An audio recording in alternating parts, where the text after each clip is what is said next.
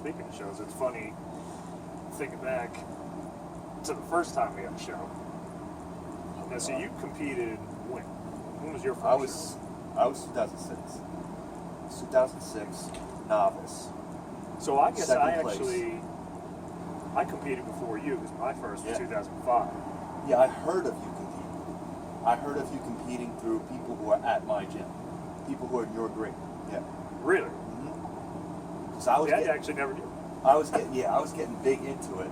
Everyone's like, "Oh, my boy Cody," and I knew of you because I stalk everyone. Yeah. No, but you knew me in high school. I know, but to a degree. I knew what you were up to with bodybuilding because I was just looking into the industry. That's awesome. I remember like hearing, oh yeah, I was like, yeah, I know Cody. Yeah, I know Cody. And I was just like too focused on myself at the time. So this was my first show. 2006, and then. And I found you on MySpace, I guess, just prior to when we started in 2007. Yeah, that was after I won the novice class at the Herc in 7. I wonder if you pulled up your MySpace profile, if like my original message is there. That'd be interesting. I can't even find that profile. Yeah, well, it started with, before it was Science-Unison, it was Dr. Doom Sullivan. I remember the business cards I had made up said, I didn't know you had business cards in. they were like the free ones. Like, again, talking about coming a long way. Like, coming from these beautiful pieces of work right here. With some fucking MS Paint, or like a little dude kicking a soccer ball or something. There were free business cards with Vistaprint, and it was like, the website was MySpace /Dr. Doom Sullivan. And then I realized, like, all I remember is the profile picture was you bleeding. You doing the front double eye and him doing his thing. yeah, well, that's the thing. Like 2006. Isn't it crazy that that picture, of any picture it could have been, is the one that enticed me? Like, you know what? I need to get in touch with that guy. Yeah. Yeah, 'cause six Mentally was second challenged place. elderly man. And then Joe died. But I competed in 6. That was what the hell was that fucking show? There was that fucking whack job. The Long Island Experience. That was a September show. So in September I competed. Joe died November. So all of 2007 it was like, I guess from 2007 to the Herc, my whole thing was like, I dedicated it to Joe. That's why, like, winning that novice class in 2007 is probably more valuable to me than winning the pro card. And that was after her. Yes, like that will never. Even if it's kind of funny how that show is like it's always had good energy. Has deep levels to it. That people don't get that. They don't get that. It's like it goes even back to, my best experience personally for a competitor. Like I said, I love competing. I looked my best in 2014. I win the pro. I compete again and I win the pro card. It's not going to top what happened just by winning a novice class in 2007 because it was like there was so much emotion like tied into it. Like, was that the same show Sierra did? Yeah, and he beat me. Fucking dickhead beat me in the overall. Oh god, that stung. Yeah, but yeah, he was a beast. He always was a beast. At first, I took because I'm competitive, and I was just like, oh, I can't believe I fucking lost to someone with the fucking high school with. But like, he deserved to win. It's like he's built. Well, that's what was weird. I was like, because I sort of knew Chris Sierra, and then I saw he was competing, and then I saw you compete, and I was like, yeah, whatever, so fucking. Yeah, I'm like, oh, fucking not bad, man. I was like, that's funny. But that put a lot of things in perspective for me. Now, see, what were shows like? Who were you backstage with? Because obviously I could recount our time. But my first show, I had TJ. TJ came. He helped me out. He helped me put the tan on and stuff. TJ, I Lynch. Yeah. Okay. Yeah, he didn't do my prep or anything like that. I mean, we had to set some records straight because that was not the case. Well, Dr. Joe did. Yes, I was with Dr. Joe. TJ helped me out. I'll always say that. TJ helped me out the day of the show. He came, took some nice photos. So that's kind of strange because TJ was on my team. It's kind of interesting that he helped you, so there was always kind of like that, I guess, weird connection. Yeah, it was always there. I always give him credit for that. Some other things he tried to claim credit for ain't fucking happening. But and then the second show was Marcus was there, Sacco. That's what me. Like after Joe died, like me and Sacco really clicked. That's when that's what kind of sparked everything too, besides just you with the competitive. Like, that's when I transformed Sacco, and that's when other regular people were like, if I can do it to Sacco, people knew Sacco. If I can do it to Sacco. Frank Venom. Yeah, and then it turned into Frank Venom. It was like, that was this whole other mess.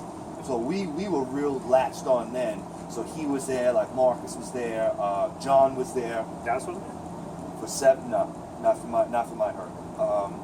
I look back, and boy, did I do a ton of shit wrong. I look back at those 2007 shots, and I'm like, what the fuck? Some real wild shit. I mean, I don't know how it was for you, but the way I was brought up when I first started was, see, I got spoiled, man. you know, fucking boiled chicken, no seasoning. I'm talking real bare bones well, the thing shit. was, you know, I lucked out right out of the gates. Having someone who was... Well, Dr. Joe was he kind was of the the first apex. guy that So knew. it's like, you think in your mind, it's like, what are the odds that I struck gold in Now, how terms did of you a hear coach? about Dr. Joe? I heard about Dr. Joe through teaching. He was with Dr. Joe. He was with Dr. Joe. Dr. Joe was doing all the shit. He was doing his diet. It had to have been after college. Yeah. Because when I first started, I just assumed, like, okay, these people got a team, people are on this team, these people know what to do. And at first, I remember the first week of my first prep, they put me through these workouts they would do that was like.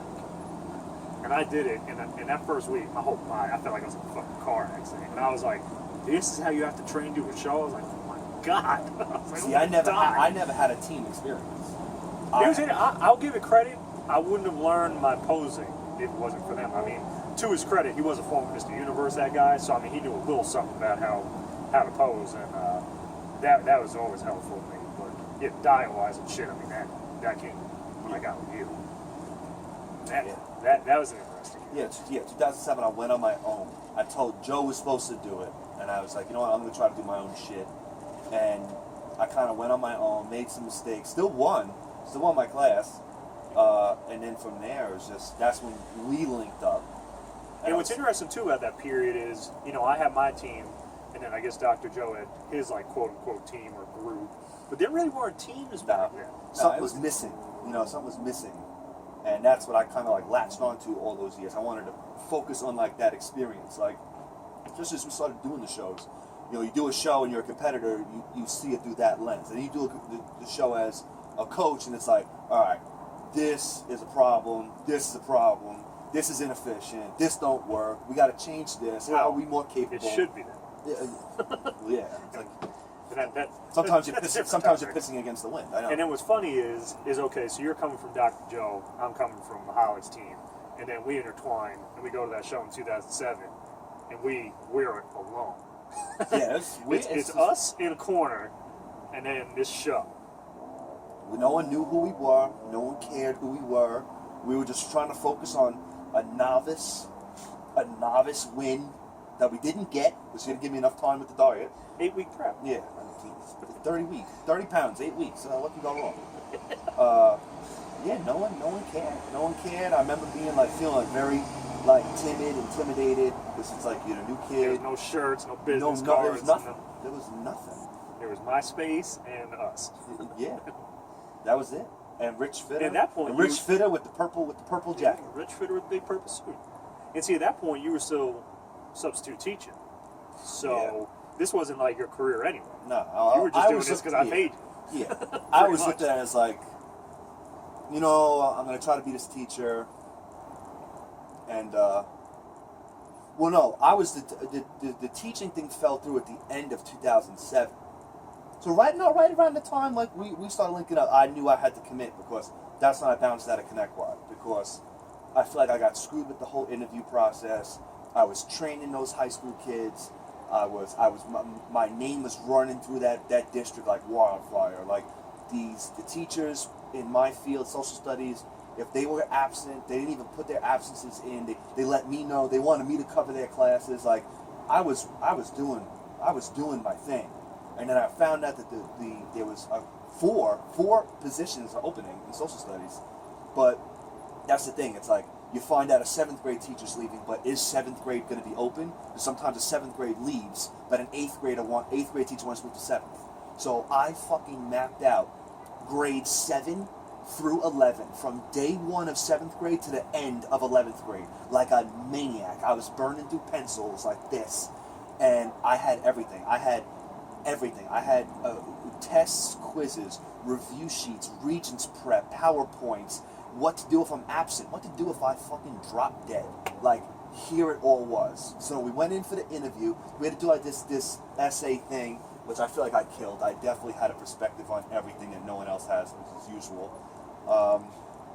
And I remember getting pulled into the interview, and they're asking the first, like, asking all bullshit crap. And then they're like, oh, so what's your favorite subject? And I looked at them. That threw me off right there. That stuck right to me. And I'm like, what do you mean? Like, oh, what's your favorite, what would be your favorite grade to teach? And I'm like, that seems like a loaded question. And they're like, what do you mean? I'm like, all right, so if I tell you my favorite is ninth grade, and ninth grade isn't available, do I get to the back of the list? You know what I'm saying? Yeah. Fair question. So they kind of look at me, so then I pulled out the binder. I pulled out 7 binders, put it on the table. I'm like, here's day 1 of 7th grade, all the way through the last day of 11th grade. Everything. Everything's here. I can teach whatever you need me to teach. Tomorrow, I'll step in and do it. I'll do it. You need me to do it? I'll do it. Oh, that's great. I get the letter. I remember doing cardio. I was playing basketball with Sacco at Belmont Elementary. That was my cardio. I got the call from my mom saying a letter came, and I was like, open it. She opens it, and she told me I was not moving on to the demo lesson. I was fucking crushed. I didn't know what to do. And then... Now, why didn't you think to apply to a different school? Well, I wanted to get to the bottom of this. So on Monday, I called the head, and I was like, yo, I feel like I had a good thing going, good momentum. I was training the football kids. I talked to the coach. He gave me his studs. I was working out with his studs on the football team for free. You know what I'm saying? And the lady was like, oh, well, we just feel like you have to get your ego in check. That's it. It's done. Right there, I was like, you know what? I'm done. I'm not doing this. I will not. No way. Because they wanted a little puppeteer. They saw, like, I can do. And I feel like that happens a lot with my life. It's like, I don't need nobody. I don't need no organization. I don't need no funding. I don't need nothing. Because I'll always find my way. Like, I'm a very resourceful person. And that right there, that taught me right there. I was like, you know what? I'm going. I'm going to go. I'm going to take the risk and go. And I have people talk so much shit. Oh, you're stupid, you're this, you're that, I can't believe you're doing this, you're throwing away your career. It wasn't even a fucking career. And now looking at teaching, it's the, never. I think it's the best decision I've ever made not to be a teacher. And oddly enough, though, it actually helped towards what you do now. Basically, teaching. You learn about learning styles, and this one just doesn't get it, it definitely, and that was 7. We linked up in 8. We had minimal momentum. We went into 9, 10. Those are like black hole Well, years. 8 was when I won. Oh, 8 was when you won. Yes, that got us some fumes. We had you win, and then we picked up Fred, James. Yeah, because it was Fred, James, Jess. Well, really, it was Jess Dowse. Well, first it was just Fred, James. Then it became They came Dowse, before Jess. Jess and Jess? Yeah. Huh. That was 2009. Okay. They were 2010 when you competed again. You did 10 and 11. Took 12 off, and then 13. So we had, that momentum from 2008 when you won the novice class. Got us some people. Got Jess, the first girl. It was like, I had to deal with that. Oh, you only do bodybuilders? It was like great that, Jess came in and looked great. I mean, threw me a fucking curveball. It's like, all right, we're doing novice, right? And then it's like, I sit in the crowd waiting for novice to come out, and I'm like, I don't see Jess. I go backstage, I'm like, what the fuck is going on? She's like, I filled out the paperwork out wrong. I'm going into the open. I'm like, you got it. First open. Yeah, I'm like, you got it. Fucking well, kidding me. Okay. Yeah, so she took did good, though, she took the top, she's top 5, so that worked out. That was 10. 11, you went back.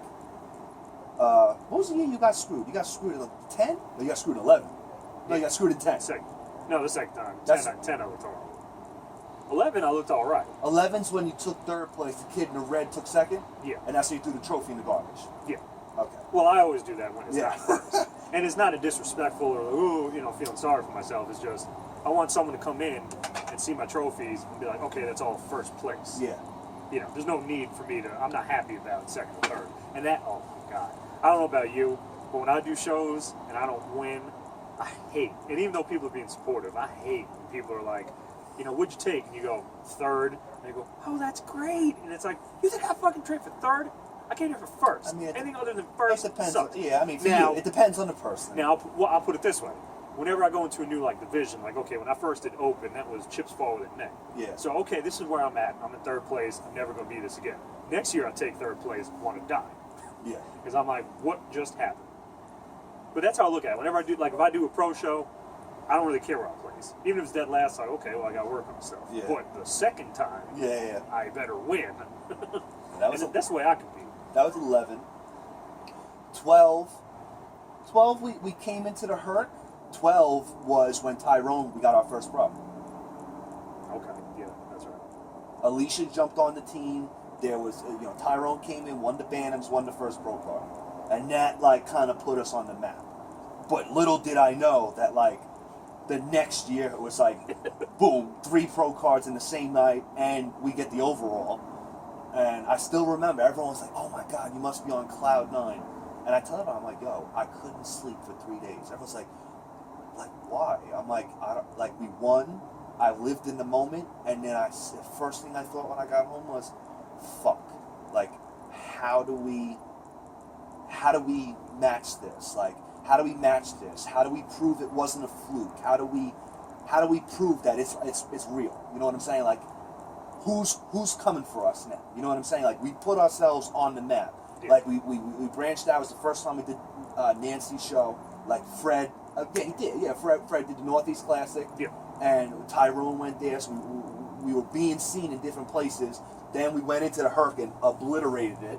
And then I was like, fuck, like, I don't know how I'm going to, like, live up to this. Mm-hmm. And then that's when I met Drake at Northeast Classic, which trickled into her winning her class, even though I felt like she won the overall. And right before that is when I met Josh and Brandon. Yeah, so it's like everything started coming together in 13. But build for 2014. So I'm thinking, like, what the fuck? How are we going to match this? Like, how? And then I didn't think it could be. How many pros did you take in 2014 at the Herc? 2014 at the Herc was Josh 3 and again. And then. And Kevin. We took 3 of the 5 classes in bodybuilding, went pro, and won the overall. And the story, the great story behind 14 was, it was like Josh and Brandon, great friends, drive up, tear ass. Okay, Kevin finally, Kevin just coming off the Northeast Classic. And he competed 2013. 12 and 13. And in 14, he took first in his class at Nancy's show, but didn't take top 2 in the overall, so didn't get the pro card. So now he comes to the Herc, goes pro at the Herc, goes Josh and Brandon both go pro. Heather Drake is on the poster. Heather Drake comes in as an awards presenter. It was just like Cinderella story. And then it's like, again, what do we fucking do now? Like, now it's just that much more. Yeah, like how, what now? And it's just like, again, you can't bet on winning multiple pro cards in a night. It's like too stressful. You can only do your best with what you got. You know what I'm saying? Like, I'll coach to be the best, but it only matters who's on the roster, who's in, who hasn't been injured, all that shit. You never know who shows up. And then comes Andrew. It's like for 15, it was like Andrew, Shauna. What's funny about Andrew is I would always tell him at the gym, like, you should really compete. And I tell him about you. And he'd be like, oh, you think so? Yeah. Oh, all right. And then like a year later, like, I hadn't seen him for months, and I run into him. He's like, oh, I spoke to Ryan the other day. I'm doing a Hercules. I was like, dude, what? And it was just like, once Andrew signed up, like, in my head, I had it drilled in my head. Like, I saw it. Like, I needed to make it reality of, like, you get Cody here, you get Brandon here.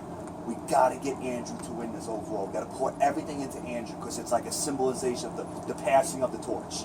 To have 3 overall winners in a row on the same stage, represented by the same team. Yeah. Okay, like passing that torch, the 3-peat, it was like undeniable. Like you said, like we can go into the Herc this year and not win the overall. We can win it. I mean, I want to win the overall. I want to win the pro cards, but even if we don't, it's like, oh yeah, all right. So when you win an overall and then do it again, then we'll talk. Because I don't want to hear shit from nobody.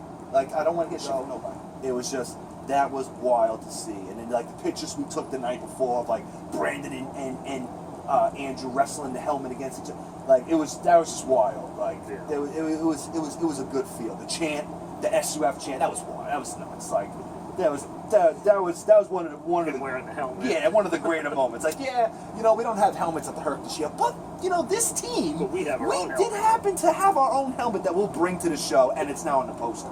It's like, I don't know. I just feel like no one does it like us. And what's funny is they don't even, like, most of the team don't even know what's coming next. Yeah, these things that all just miraculously happen, they don't happen by choice, by chance. It's like, I'm always living a year ahead. Like 16, I'm living for next year. Just as last year I was living for this year. It's like, you know.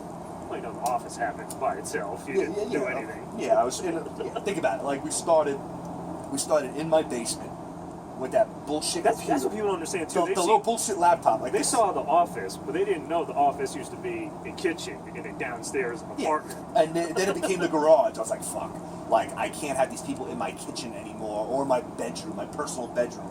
So it was like, tear the walls down in the garage, put tile down, put lights up. It's like, cut a hole in it. We got a new door. It's like, here's the office. And everyone, there was no bathroom, nothing, but people came. Like, I'll tell you what, like, It served its purpose. It wasn't the best situation, but I feel like, honestly, I did my best with what I had. And that's when the opportunity came and those slobs were moving out on the top floor. I was like, I'm going to make this happen. I'm going to make this happen. And it's like, it's such a great decision. Like, you know, there's a fucking bathroom now, there's a kitchen, I feel like I'm much We more... have amenities. Yeah, we have stuff. We're moving out. We have heat. We have heat, windows. Come on down, guys. But it's a nice feel. I can be really creative up there. You know, all the projects I've been with between just the office, the smart tech, the lights, and this and the. And what do we got? We got Eve, Grant and Janice, Janice. and then Aries looming in the distance. Oh, that's them. They ain't ready for Aries. That's 2018. Yeah, that's. We'll leave the nuke for the end. But yeah, I mean, all that creativity was born out of the office. So it's like, all right, so I'm in this office. You know, this posing room is working great, but we're missing something, and that's how Janice came in. It's like, all right, I'm gonna solve this problem, and I'm gonna solve it how I solve things. Like, I'm gonna do it nuts. You know, and you know how the shows go. It's you're missing things. You can't find this one. You can't find this one, and that's what led to like, all right, we're gonna build something, and you know that's where Eve is gonna come in. Once Eve is brought, I just got to make sure Eve works. You know, Eve as a concept, Eve as a test model and a prototype is one thing. You know, you bring Eve to the shows, and she works. And that's what's funny too is I feel like people get that misconception about you that, you know, they may think you're like arrogant or cocky or whatever, but they all the time. But they think that based on the fact of they look at you as another trainer that just brings people to shows and leaves it at that level. Yeah, okay. But they don't know All right, so the levels. yeah, the other trainers. Okay, so it's like most of the time, I'm considered arrogant. It's most of the time because I don't have time for bullshit. It's like I can sit and bullshit with people and small talk, which I have no time for, or I can get to work.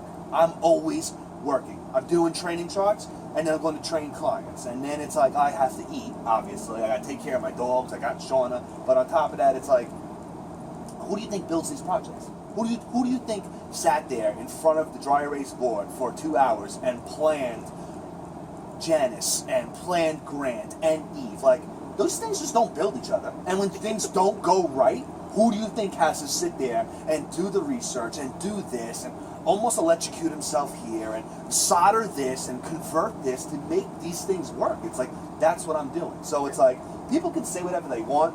Like, there are people in the industry who are great trainers. To tell you the truth, like, we've said it. They could probably dial in a person just like me. You know what? That's wonderful. But, you know, can you do the other stuff? You know, it's all about, like, what I've always said. Like, someone could be good at something specific. I believe in being really good at a lot of things. I can pick food up with a spoon.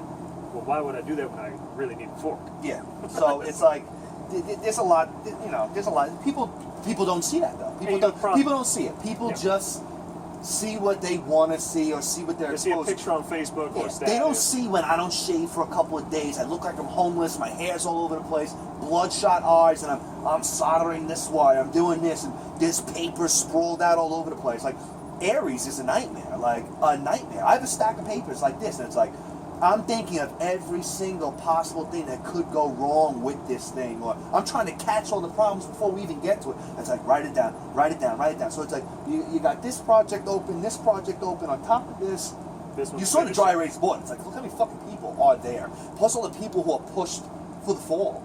Yeah. And it's like, fucking hello, you know, and at the same time, it's like, we're trying to revolutionize how we approach things, like they want to believe. But, you know, in the end, I'm always working. I think they feel like a lot of maybe the arrogance stems from the fact that, you know, our team doesn't necessarily say what everyone wants to hear.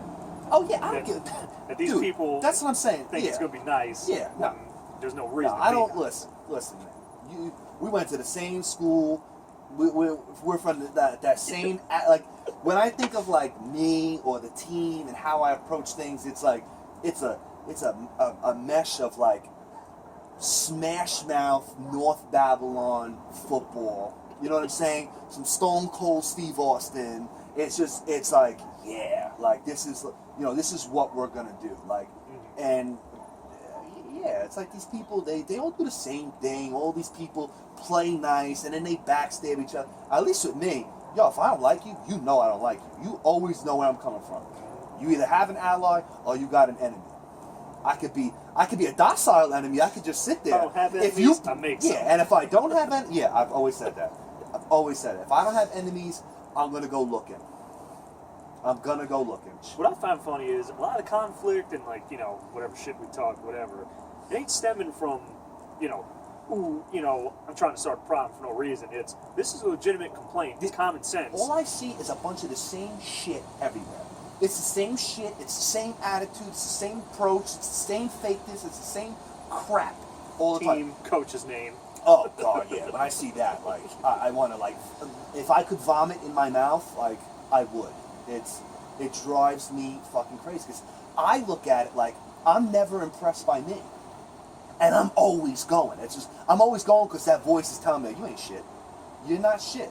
And I'm like, I gotta go. I gotta do this. I'm not shit. I'm not making a dent. I'm not big enough. There is room for improvement. This is a problem. This isn't efficient enough. Go make the experience better. I don't know. People don't see that though.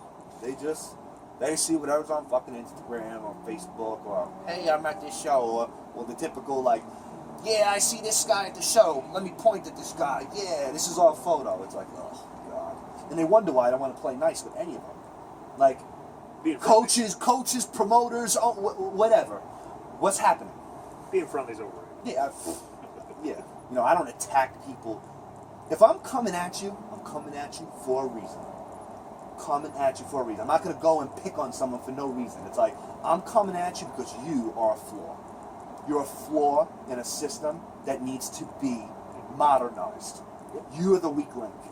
And I'm going to point you out, like, hey, it's you. Like, you're the weak link in the machine. Like, you are the weak link. Whether it be at that judging table, whether it be at the promoters, I don't care no more. Whether it be world champions. Don't care. Former world champions. Don't care. You can go and sit there and make your videos and sound like a fool all you want.